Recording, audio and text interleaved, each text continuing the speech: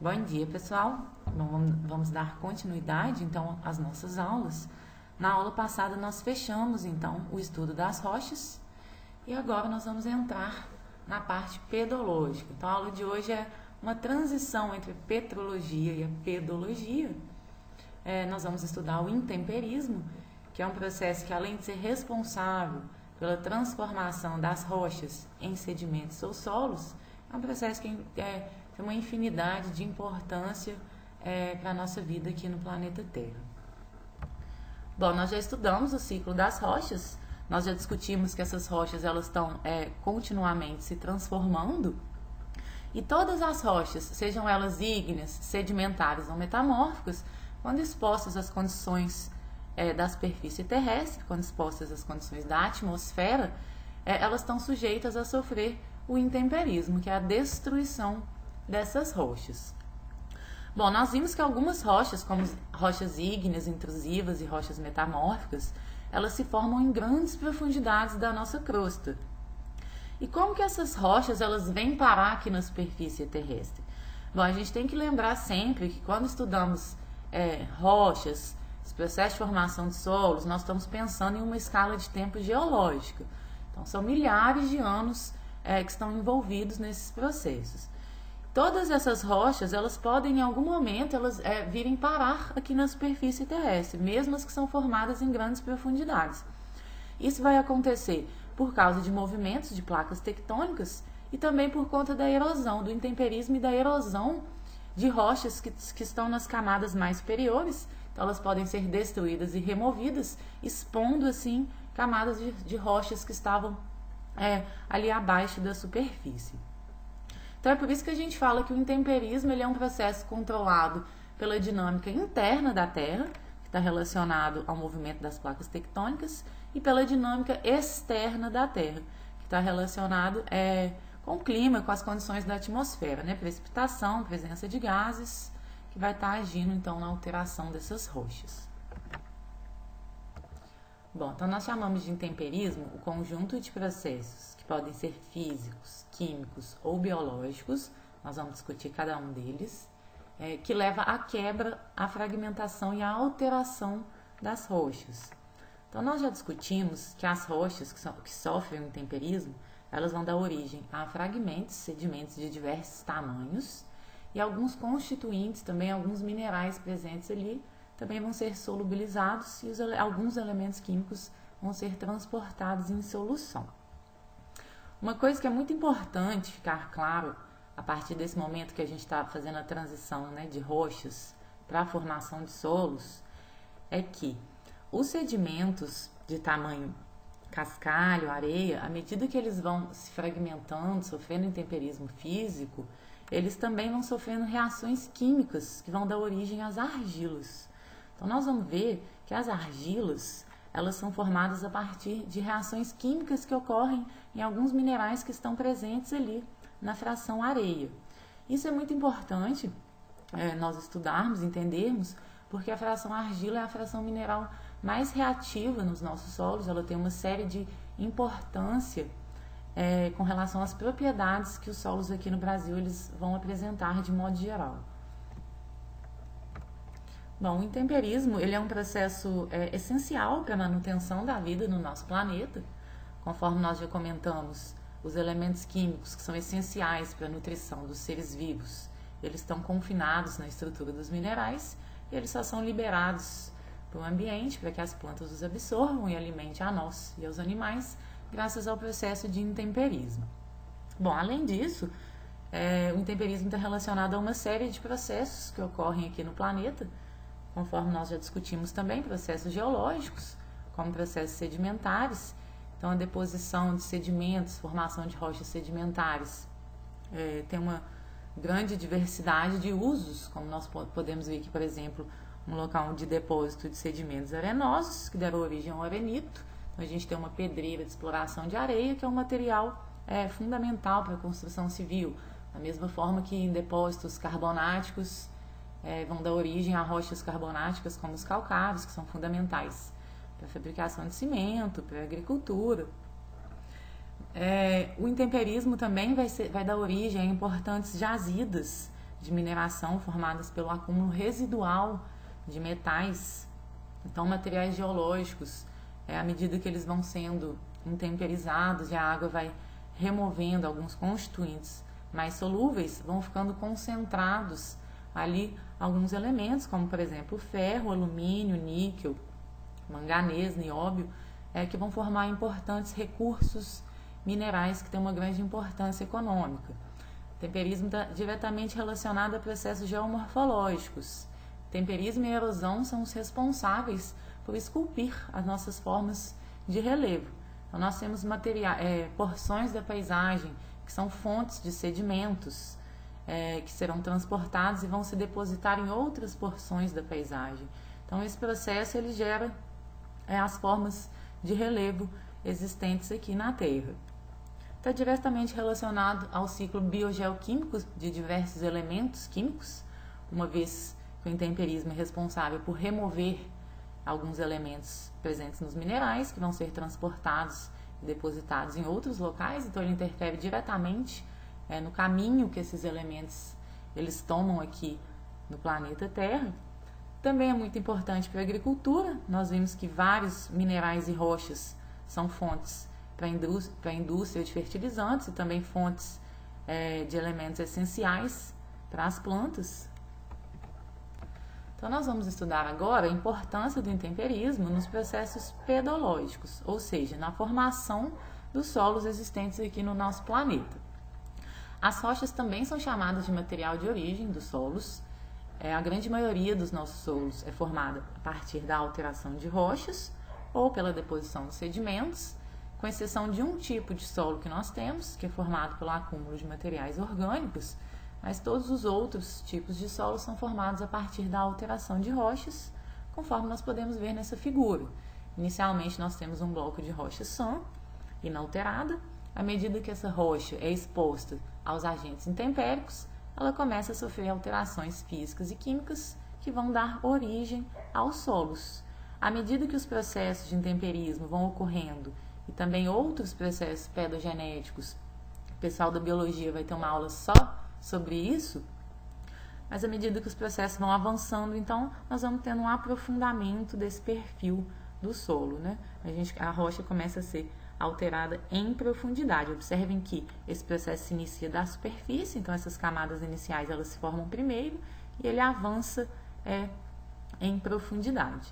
Então, à medida que o tempo vai passando, nós vamos tendo a formação então de solos cada vez mais profundos. Observem que essas camadas que estão mais próximas às rochas, elas são camadas de solos mais novas, digamos assim. Na verdade, são camadas intermediárias ainda entre o solo e as rochas. Elas ainda estão sofrendo processos, ainda estão se transformando em solos. Bom, esse processo, a gente tem que pensar que ele ocorre numa escala de tempo geológica. Então, a estimativa é que demore cerca de 1000 anos para formar de 2 a 3 centímetros de solo, mas isso tudo vai depender de uma combinação de fatores ambientais e atrelados às propriedades da rocha que vão estar atuando durante esse processo. Bom, aqui só para exemplificar mais uma vez esse processo de transformação das rochas em solos, nós temos um exemplo aqui então de solos primitivos. Esses solos recém-formados, eles podem ser colonizados por líquens, musgos, organismos mais primitivos que conseguem sobreviver em camadas bem fininhas de solo, e esses organismos eles também vão auxiliar na aceleração dos processos de intemperismo, uma vez que eles liberam ácidos orgânicos, que nós vamos discutir na próxima aula.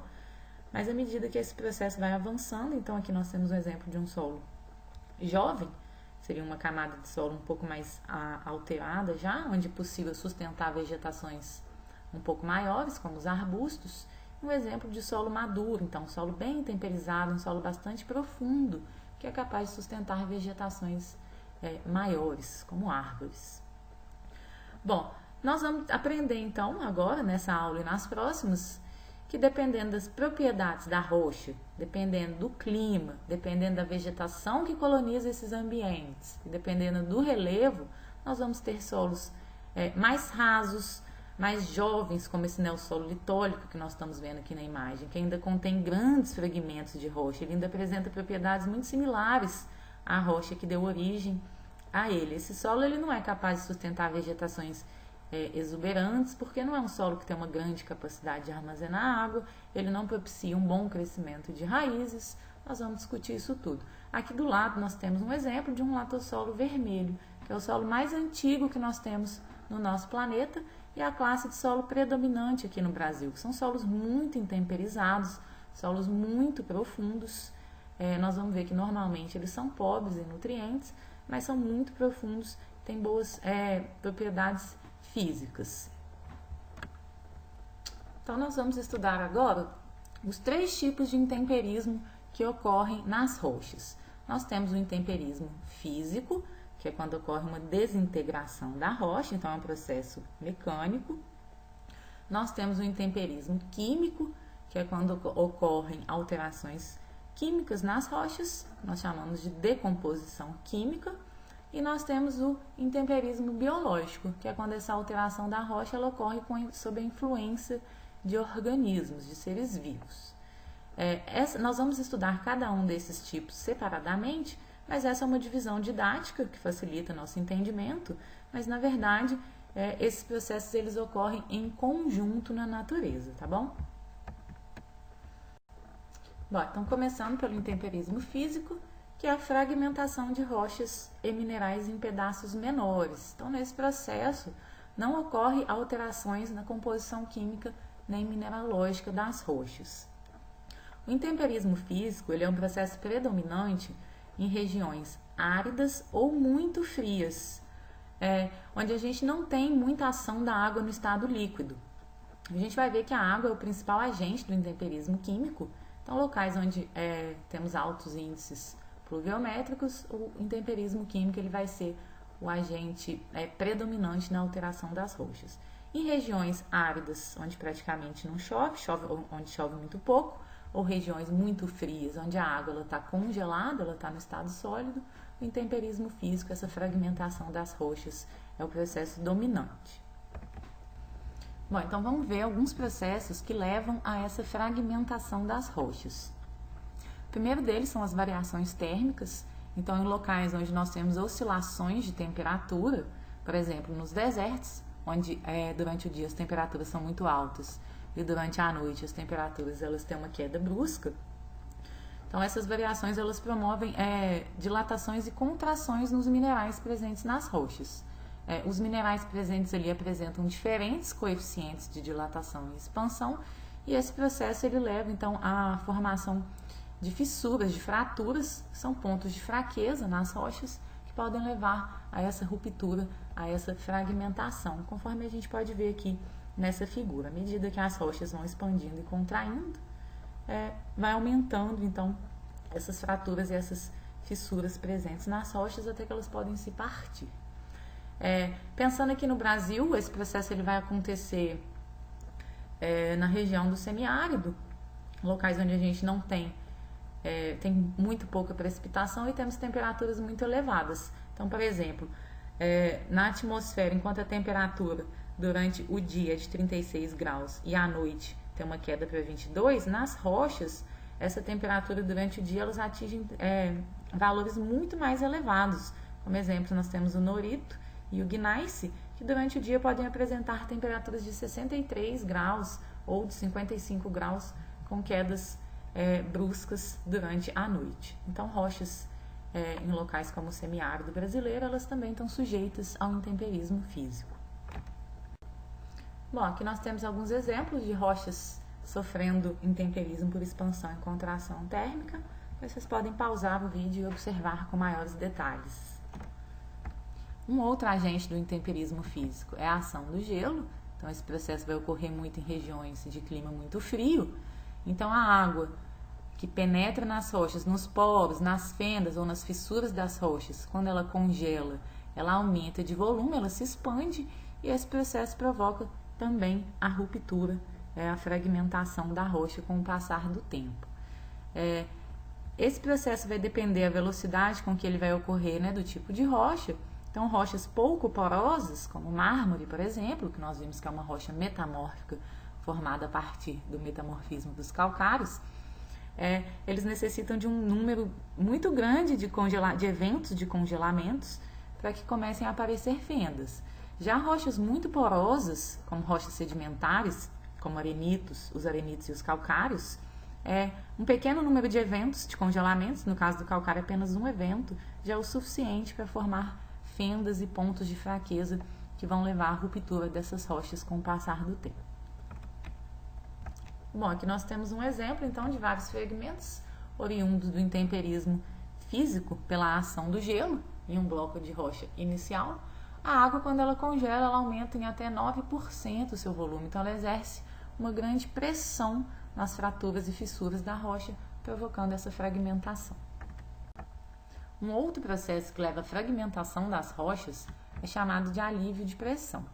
Então, rochas que são formadas abaixo da superfície terrestre, em condições de pressão muito mais altas, caso elas venham a ser expostas à superfície, por exemplo, quando o intemperismo e a erosão eles removem as camadas de sedimentos e rochas que estavam ali em cima, essa rocha ela sofre o chamado alívio de pressão, ela vai se fraturar nas juntas de alívio. Então é como se essa rocha ela liberasse a energia que estava contida ali, uma vez que ela é exposta a um ambiente onde as condições de pressão são muito menores, e essa rocha ela vai se expandir, ela vai se fraturar nas juntas de alívio. E essas fraturas elas vão dar início ao processo de fragmentação dessas rochas. E nós temos também a ação de raízes, que é uma mistura de intemperismo físico e intemperismo biológico. Então, à medida que raízes de vegetais elas vão crescendo em fissuras ou em fraturas das rochas, elas vão acelerando essa quebra, né? Elas vão pressionando essas rochas, acelerando essa fragmentação. Bom, e a velocidade com que essa fragmentação das rochas vai ocorrer vai depender das propriedades da rocha e das condições ambientais. Então, essa velocidade é muito variável. Nós temos um exemplo aqui de um granito, que nas condições ambientais que ele se encontra, a sua velocidade de alteração é de milímetro por século. Já que nós temos o exemplo de arenitos e lamitos, que sob essas condições ambientais que eles estão expostos, eles se alteram na taxa de centímetro por ano. Então, uma velocidade muito maior do que essa condição aqui ao lado. E o intemperismo físico, ele tende a ir reduzindo o tamanho das partículas. Então, materiais muito intemperizados, eles tendem a conter sedimentos de menores tamanhos. Isso vai depender, claro, das propriedades das rochas e das condições ambientais. Mas nós vamos ver que as argilas, que é a menor fração mineral que nós vamos encontrar nos solos, elas vão ser formadas tanto pelo intemperismo físico das partículas maiores, quanto por alterações químicas também, que são muito importantes na formação desses materiais. Bom, nós comentamos no início da aula que o intemperismo físico, químico e biológico, eles ocorrem concomitantemente na natureza. Um dos reflexos mais importantes do intemperismo físico é que ao fragmentar uma rocha, ele vai estar aumentando a sua área exposta, a sua área superficial. Então, ele vai estar acelerando o avanço do intemperismo químico. Se a gente imaginar um bloco de rocha inicial, então vamos imaginar como se fosse um dado, onde a gente tem 6 lados expostos. Se esse bloco de rocha ele é fragmentado em pedaços menores, nós vamos ter, cada fragmento vai ter outros 6 lados expostos. Então, a gente está aumentando essa área da rocha que está exposta, aumentando a área superficial dessa rocha. Então, quanto menor os fragmentos, mais pontos, mais locais a gente tem para atuação do intemperismo químico. Então, o intemperismo físico, ele atua também acelerando o avanço do intemperismo químico. Bom, vamos falar agora sobre o intemperismo químico, que é o tipo de intemperismo mais importante aqui nas condições tropicais do Brasil. É o responsável pela formação de muitos minerais secundários que estão presentes nos nossos solos. A definição de intemperismo químico é a seguinte: é o resultado de reações químicas exotérmicas que ocorrem naturalmente entre os minerais e soluções aquosas e ou gases atmosféricos. O intemperismo químico ele vai gerar a decomposição química, o desmantelamento de minerais, em um processo que vai estar liberando cátions e ânions, que são muito importantes na nutrição das plantas, que podem permanecer no solo ou podem ser carreados pela água da chuva. Bom, em geral, nós podemos descrever o intemperismo químico pela seguinte reação. Então, nós temos um mineral primário, que são aqueles que se formam a partir do magma. Quando ele entra em contato com uma solução de alteração, que quase sempre é a água, nós vamos ver que a água é o principal agente do intemperismo químico, a água enriquecida com outros íons e gases atmosféricos, mas essa solução de alteração, então, ela reage com esse mineral, ela desmantela esse mineral e aqueles elementos químicos que estavam presentes ali na estrutura, eles são liberados. Parte desses elementos químicos vão se recombinar e vão formar novos minerais, que são chamados minerais secundários, e outra parte desses elementos químicos, aqueles íons ou compostos mais solúveis, eles vão ficar dissolvidos na água, na solução de alteração, e eles podem ou ser absorvidos pelas plantas ou serem lixiviados, carregados com a água em direção ao lençol freático. Então, no intemperismo químico, nós vamos ter a decomposição de minerais primários, que vão dar origem a novos minerais que são os secundários, como as argilas, que nós vamos ver que são muito importantes nos nossos solos. E esses minerais secundários, eles são muito mais estáveis às condições aqui da superfície do que aqueles minerais primários que se formaram em condições de temperatura e pressão muito elevadas. Então, esses secundários, eles tendem a ser mais resistentes. Bom, depois vocês podem pausar o vídeo e observar essas figuras que mostram a alteração progressiva de rochas como a biotita gneiss e o diabásio. Então, à medida que vai aumentando a intensidade do intemperismo químico, vai havendo uma modificação na composição química dessas rochas, já que os minerais eles estão se alterando, tá bom? Então, depois vocês pausem e observem e prestem atenção principalmente com o que acontece com os elementos alumínio e com os óxidos de ferro. Bom, nós vamos ver também que à medida que o intemperismo químico vai atuando, aqueles íons mais solúveis, eles tendem a ser removidos, a ser carreados pelas águas da chuva em direção ao lençol freático. Então, cátions como cálcio, magnésio, sódio e potássio, que são elementos muito importantes na nutrição das plantas, eles tendem a ser lixiviados dos solos que são muito intemperizados. Por exemplo, aqui no Brasil, onde a gente tem altas taxas de precipitação, então, à medida que a água ela vai infiltrando no solo, vai reagindo com os minerais presentes ali, ela vai removendo esses constituintes mais solúveis. Então, os solos tendem a ficar mais empobrecidos nesses elementos, quanto mais intenso for esse intemperismo químico.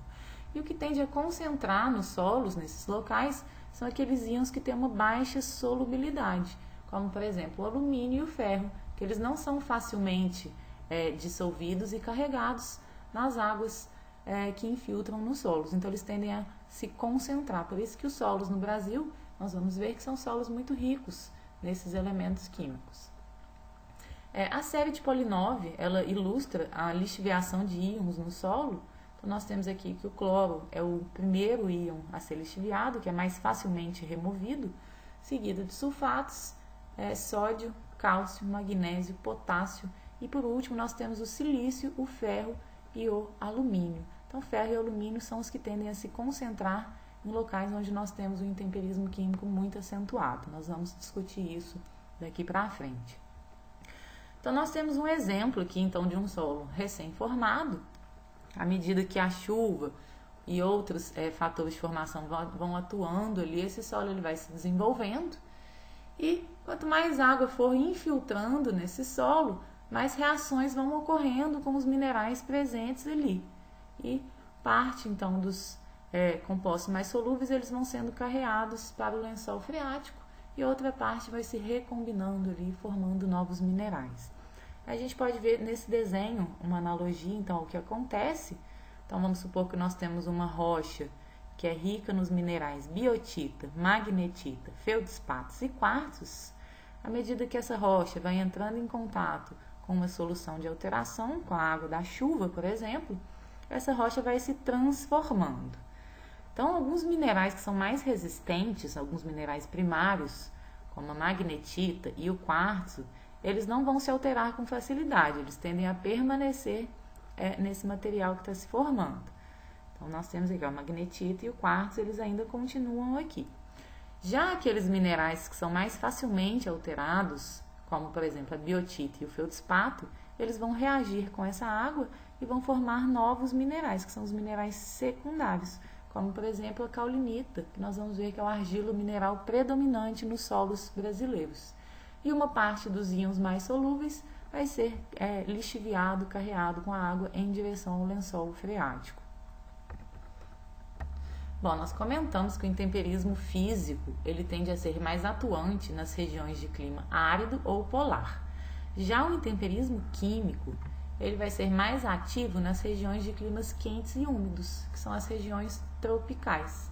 Então, observando esse mapa climático do mundo, as regiões que estão em roxo e em rosa, que são as regiões que apresentam climas quentes, clima equatorial e tropical úmido, são os locais onde o intemperismo químico ele vai estar atuando com uma maior intensidade.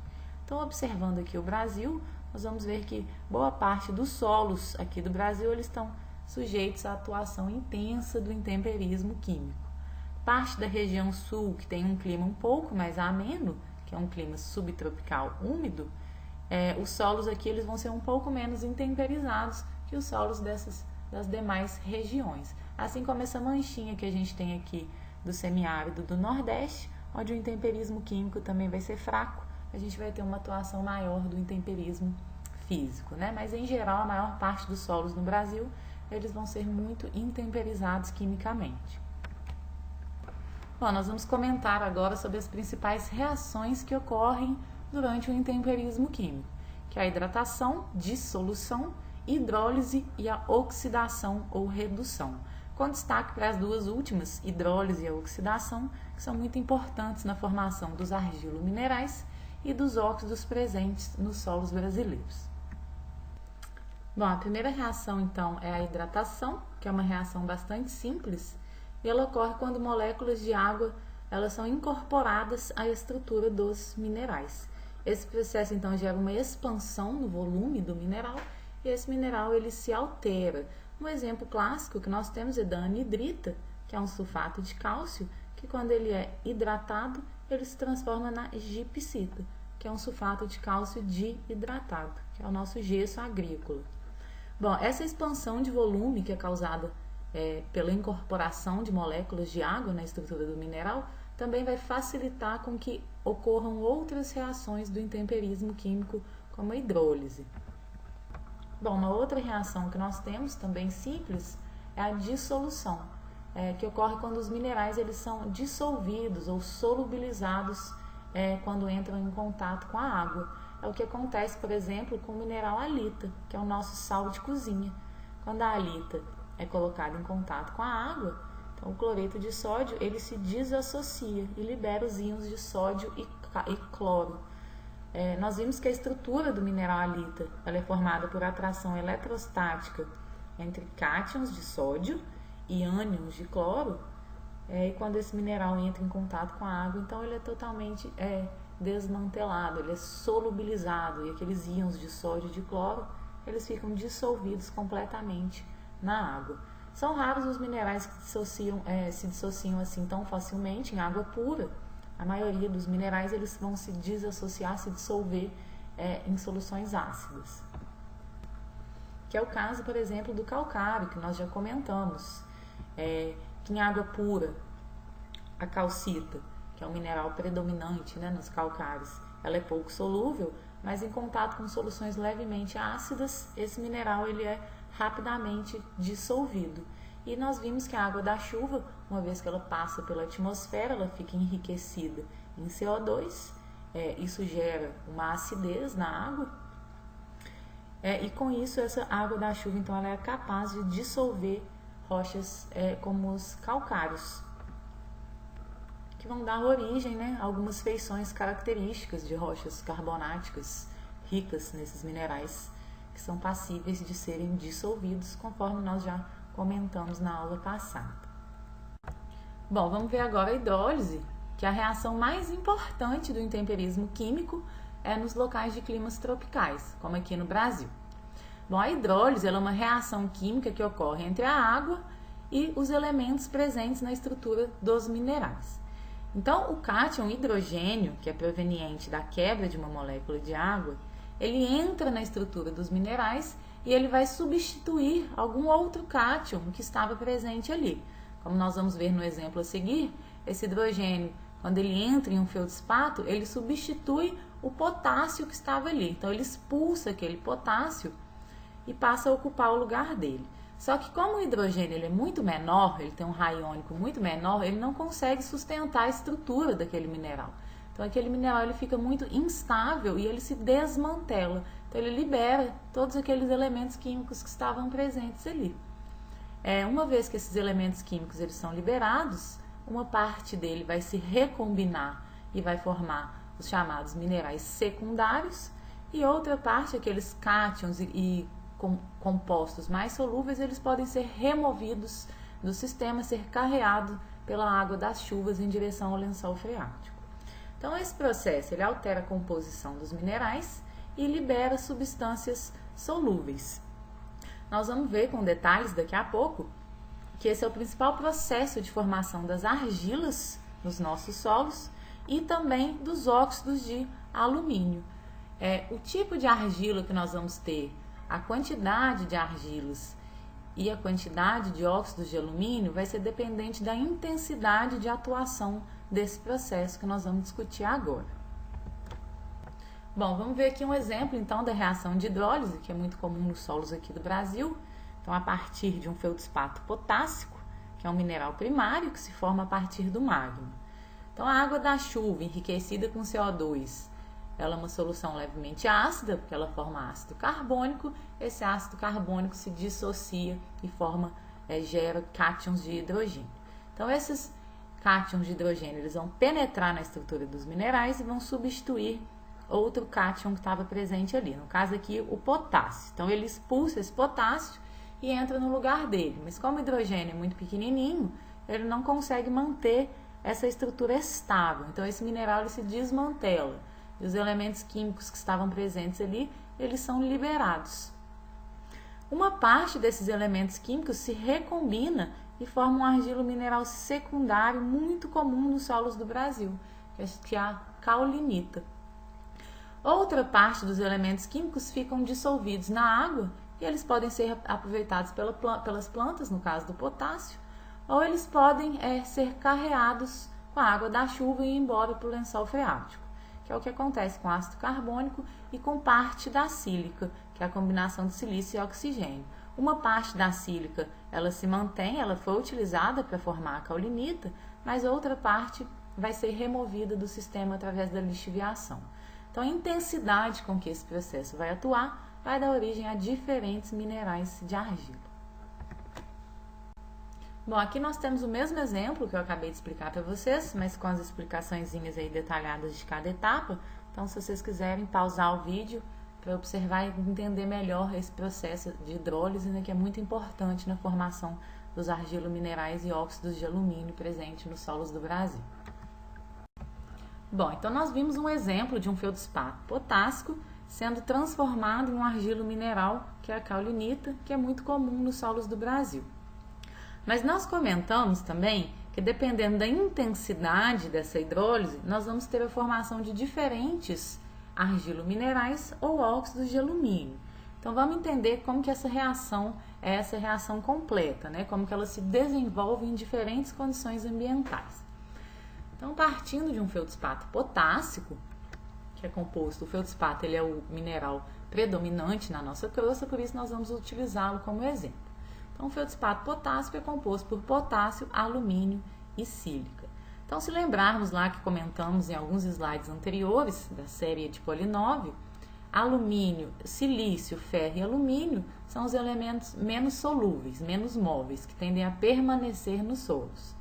Enquanto potássio, cálcio, magnésio, sódio, eles tendem a ser removidos com uma facilidade maior. Então, quando o feldspato começa a sofrer hidrólise, quando esse mineral é desmantelado e aqueles elementos químicos que estão ali, eles são liberados, então parte do potássio e parte da sílica vão ser removidos do sistema. Mas quando nós temos condições de climas mais temperados, onde a gente não tem tanta precipitação, uma parte desse potássio e dessa sílica, eles ainda vão permanecer nos solos. Eles vão se recombinar com o alumínio e vão formar os argilominerais do tipo 2:1. Esses argilominerais, eles ainda contêm alguns cátions básicos, que são importantes fontes de nutrientes para as plantas na sua estrutura. Quando essa hidrólise ela vai se intensificando, então em regiões onde a gente tem maiores taxas de precipitação, onde a gente tem uma atividade maior de água que infiltra ali nos solos, todo o potássio ele tende a ser removido. Nós vimos que o potássio ele é muito solúvel. Assim como grande parte da sílica também tende a ser removida. Então nós vamos ter a formação de argilominerais do tipo 1:1. Esses argilominerais 1:1, que são os predominantes aqui no Brasil, eles não contêm esses cátions básicos, que são elementos nutrientes para as plantas. Eles vão ter somente alumínio e sílica, que são aqueles um pouco que tendem a se concentrar mais, né? São menos solúveis, principalmente o alumínio. Quando essa hidrólise ela avança ainda mais, então em condições que a gente tem altas taxas de precipitação e altas temperaturas, como por exemplo nas regiões dos cerrados aqui no Brasil, nós vamos ter a formação dos óxidos de alumínio. Então, nesse caso, além do potássio, que já não existia na caolinita, toda a sílica também foi removida do sistema. Toda a sílica foi carreada pela água que se infiltra no solo em direção ao lençol freático.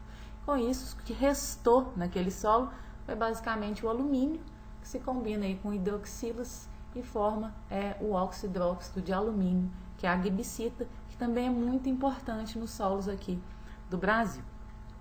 Bom, nós pegamos como exemplo o feldspato potássico, mas esse mineral aqui poderia ser qualquer um, né? Então, dependendo da composição química do mineral, diferentes elementos químicos vão sendo liberados também. Nessas regiões de clima mais temperado, onde a gente tem formação de argilominerais 2:1, esse potássio que é liberado, ele pode ser absorvido pelas plantas ou carreados pelo lençol freático. Como a atividade da água é baixa, tem pouca precipitação, eles tendem a ficar disponíveis para que as plantas os absorvam. Nas condições mais tropicais, no caso do Brasil, onde a gente tem principalmente caolinita e gibsita, essa transformação dos minerais em caolinita, quando esse potássio é liberado, ele pode ser absorvido pelas plantas. Mas a maior parte desse potássio ele vai embora para o lençol freático, já que a precipitação é muito ativa, a gente tem sempre água participando ali das reações. Bom, o que a gente tem que tirar então de resumo disso tudo que eu acabei de explicar? Que em locais que o clima é mais ativo, climas tropicais como o Brasil, nós vamos ter solos mais intemperizados, mais envelhecidos, solos mais pobres em nutrientes, porque grande parte dos elementos químicos que são nutrientes, eles já vão ter sido removidos dos solos pelas águas das chuvas que se infiltram ali no perfil e carregam eles para o lençol freático. Eles tendem a ficar enriquecidos em alumínio, ferro, que nós vamos ver daqui a pouco, e sílica. Já em locais de clima menos ativo, então nós temos aqui do lado direito argilominerais e óxido de alumínio que predominam nos solos de clima tropical, e aqui do lado esquerdo nós vamos ter as condições então de climas mais temperados, onde os solos eles são menos lixiviados, menos intemperizados, e os argilominerais presentes nesses solos ainda contêm determinadas quantidades de elementos que são nutrientes para as plantas que podem vir a ser liberados posteriormente. Bom, aqui só para exemplificar que eu falei para vocês de argilominerais 2:1, 1:1 e óxidos, a diferença está na estrutura básica, na unidade estrutural básica que formam esses minerais. Então, no caso dos argilominerais 2:1, eles têm 2 tetraedros de silício para 1 octaedro de alumínio. Já os argilominerais 1:1, como eles são formados em condições de intemperismo mais intenso, então esse outro tetraedro de silício, ele já foi removido também, né? Grande parte da sílica também foi removida e eles são formados por um tetraedro de silício e um octaedro de alumínio. Quando o intemperismo é mais intenso ainda, esse tetraedro de silício também é removido e o que resta é somente o alumínio, que formam os óxidos de alumínio ou de ferro, que nós vamos ver daqui a pouco. Bom, pessoal da biologia que não estudou, eu não sei se vocês estudaram isso com o professor Leandro, mas não se preocupem em entender essa parte estrutural. O objetivo é mais entender a diferença que nós temos, né, de processo de formação de solos em climas tropicais e climas temperados, que nós vamos ver na aula a seguir, que isso confere propriedades distintas aos nossos solos. O pessoal da zootecnia e da química já estudou isso um pouco melhor, talvez consiga entender melhor essa questão dessas unidades estruturais. Bom, então aqui para ilustrar o que nós comentamos, nós temos um gráfico onde nós temos aqui no eixo Y o percentual de argila no solo em função da pluviosidade anual. Então, locais onde nós temos altas taxas de pluviosidade, nós tendemos a ter solos mais argilosos também. Nós acabamos de ver que a formação de argilas, ela se dá a partir da alteração de minerais primários. Isso é feito pela ação da água, pela reação de hidrólise, né? Então, locais que chovem mais, nós vamos ter uma maior formação de argilas. Além disso, quanto maior a pluviosidade anual, também maior vai ser a quantidade de óxidos e hidróxidos de ferro e alumínio. E os argilominerais presentes no solo também vão estar relacionados com essa taxa de pluviosidade. Locais que chove menos, então onde nós temos regiões de clima temperado ou clima árido, nós vamos ter um predomínio de argilominerais daquele tipo 2:1, que eles têm uma quantidade maior de sílica e contêm cátions básicos na sua estrutura. Onde a gente tem maiores taxas de pluviosidade, nós vamos ter predomínio de argilominerais 1:1, como a caulinita, que tem uma quantidade menor de sílica e não tem presença de cátions básicos na sua estrutura. Então, a condição do Brasil que reina aqui nos nossos solos, né, é a ocorrência de caulinita e óxidos e hidróxidos de ferro e de alumínio. Bom, a última reação que nós vamos ver então do intemperismo químico é a oxidação, que ocorre quando elementos químicos eles reagem com oxigênio e formam os óxidos, ou quando os elementos químicos reagem com hidroxilos e formam os hidróxidos. Bom, essa reação ela vai acontecer naqueles minerais que contêm ferro. O ferro é o elemento químico que está mais sujeito a sofrer oxidação. Então, se a gente lembrar lá da série de Bowen, aqueles minerais da série descontínua que se cristalizam a partir do magma, eles são ricos em ferro, olivinos, piroxenos, anfibólios e biotita. Então, quando esses minerais eles são intemperizados, quando eles sofrem a hidrólise, que é o processo que nós acabamos de discutir, quando esses minerais eles são desmantelados, então, o ferro que estava presente na estrutura desses minerais na forma reduzida, era um ferro que tinha 2 cargas positivas, ele vai reagir com o oxigênio e ele vai se oxidar, passando para a forma de ferro 3+. Ele vai doar elétrons para o oxigênio. Uma vez que o ferro ele é removido da estrutura dos minerais, ele pode formar diferentes óxidos. Os principais que nós temos de importância aqui nos solos do Brasil são a hematita, que é o óxido de ferro predominante, e nós temos também a goetita, que é um óxido hidróxido de ferro. Então, o ferro, quando ele sai da estrutura dos minerais, ele pode se transformar em um desses óxidos ou hidróxidos, dependendo das condições do meio ambiente, que nós vamos discutir agora. Bom, então rochas ricas em ferro, rochas ricas em minerais ferro-magnesianos, como os basaltos, os gabros e os diabasos, elas estão susceptíveis a sofrer esse processo de oxidação. Então, o ferro presente na estrutura dos minerais, ele está na forma reduzida, tem 2 cargas positivas. Quando ele é liberado e reage com o oxigênio, ele se oxida, ele doa um elétron para o oxigênio e ele passa a ter 3 cargas positivas. A gente fala que é o ferro na forma oxidada.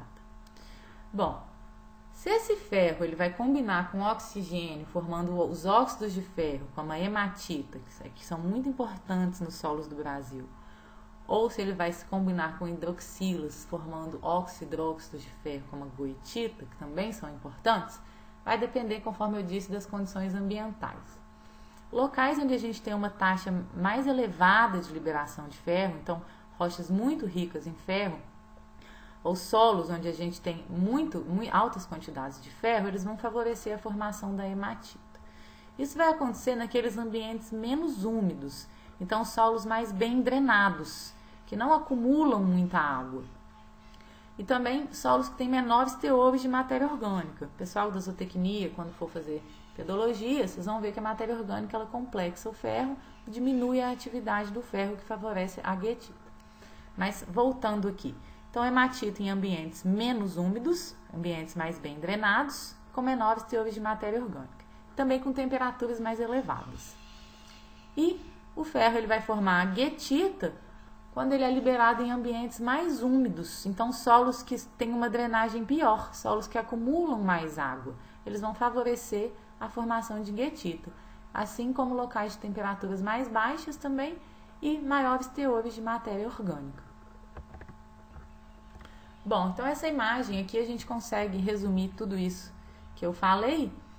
Locais onde a gente tem solos vermelhos significa que o agente pigmentante é a hematita, que é o óxido de ferro responsável pela coloração vermelha dos solos.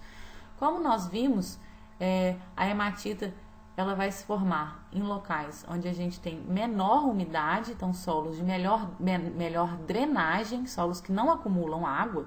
Então vão ser solos que têm uma boa estrutura física, uma boa porosidade. Então a água vai infiltrar com facilidade nesses solos, ela não vai ficar retida em nenhum local. Então, nesses solos, nós vamos ter predomínio de hematita. Solos mais amarelos significam que nós temos um predomínio da guetita, que é o oxidróxido de ferro responsável pelas colorações amarelas do solo. Nós vimos que as condições favoráveis para a formação de guetita são ambientes com uma umidade maior e uma temperatura menor. Então, solos que não são tão bem drenados quanto os solos vermelhos, solos que eles acumulam uma quantidade maior de água, então eles não têm tanta porosidade assim, então a água ela tem uma dificuldade maior de infiltrar nesses solos, ela tende a se acumular em alguns pontos, e isso vai favorecer a formação de goetita.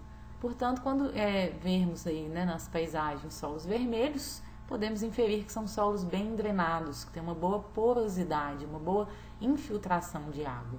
Já solos amarelos, eles indicam que esses solos eles não são muito bem drenados, eles não são muito porosos, a água ela tem uma dificuldade maior de infiltrar nesses solos. E solos de cores cinzas significa que nós não temos a presença de óxidos de ferro, que são os responsáveis pela coloração dos solos.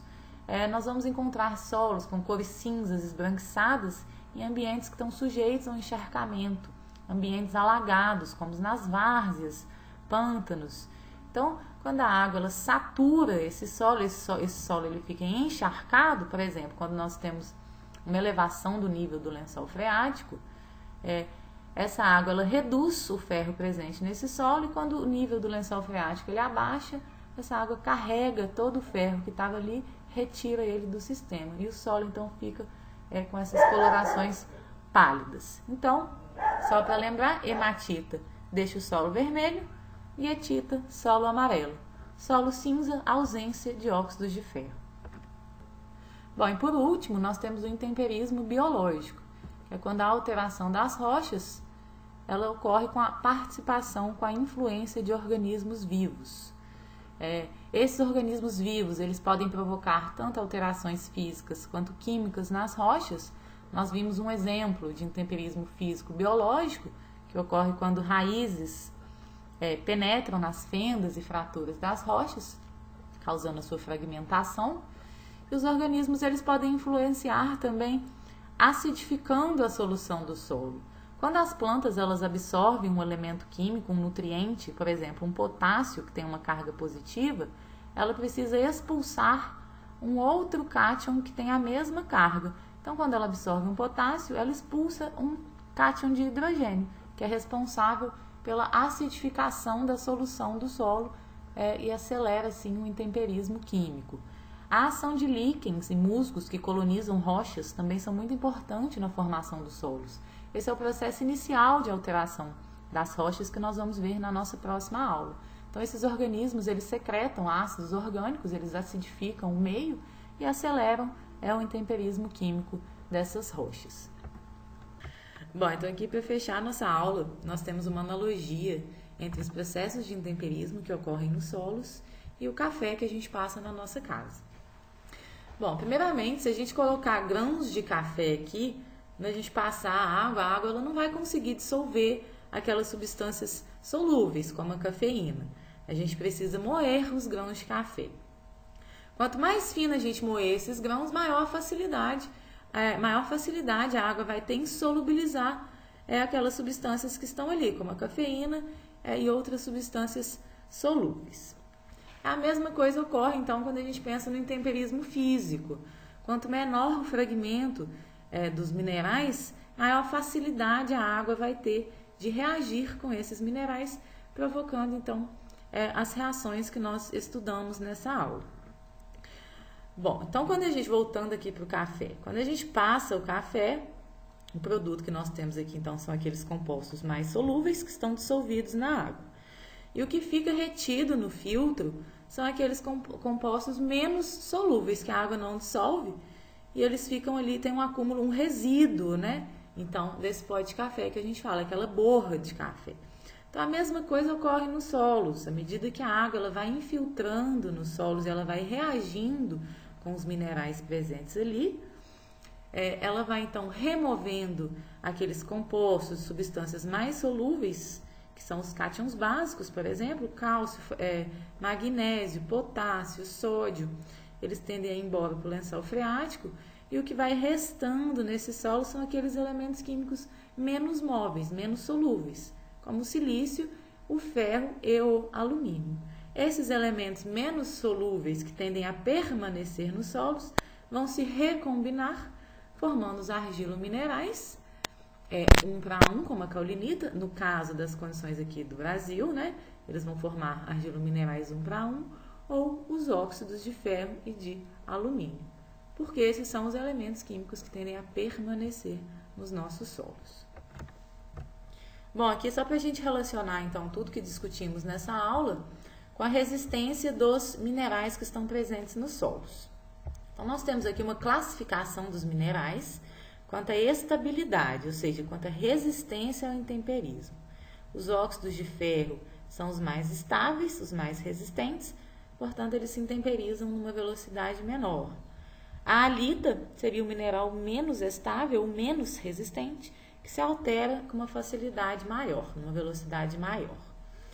Então, nós comentamos que no Brasil os solos são muito intemperizados, de forma geral, porque a gente tem altas taxas de precipitação, país tropical, então nós tendemos a encontrar nos nossos solos aqueles minerais que são mais estáveis, mais resistentes, como os argilominerais, o quartzo e os óxidos e hidróxidos de ferro e de alumínio. Bom, nós temos no Brasil solos que são originados de rochas ricas, por exemplo, em anfibólios, piroxênios, anortita, como os basaltos, os gabros. Mas nos solos que são originados dessas rochas, esses minerais, que eles são menos estáveis, eles já foram todos transformados em argilominerais ou em óxidos de ferro, porque eles se alteram com uma facilidade maior. Então, nós vamos encontrar esses minerais que se alteram mais facilmente em solos de regiões onde chove menos, ou regiões muito frias, ou seja, nos solos menos intemperizados. Então, se nós observarmos esses minerais que nós tendemos a encontrar em maiores quantidades nos solos brasileiros, nós temos aqui os argilominerais, são minerais secundários, e os óxidos e hidróxidos de ferro e alumínio, que também são minerais secundários. E temos o quartzo, que também é muito comum, mineral de maior ocorrência nos solos, na fração areia dos nossos solos. E ele é um mineral primário. Só que o quartzo, como ele é um mineral primário muito resistente, ele não vai se transformar nesses minerais secundários com a mesma facilidade com que esses outros minerais eles se transformam. Então, por isso que nos nossos solos eles vão predominar minerais secundários e o quartzo. Bom, então vamos encerrar por aqui. Peço desculpa porque essa aula ficou um pouco grande, mas esse é um assunto muito importante que tem que ficar muito claro para vocês, porque está relacionado com tudo que nós vamos discutir daqui para frente na nossa disciplina. Vou deixar o material para leitura e qualquer dúvida, entre em contato. Muito obrigada e bons estudos!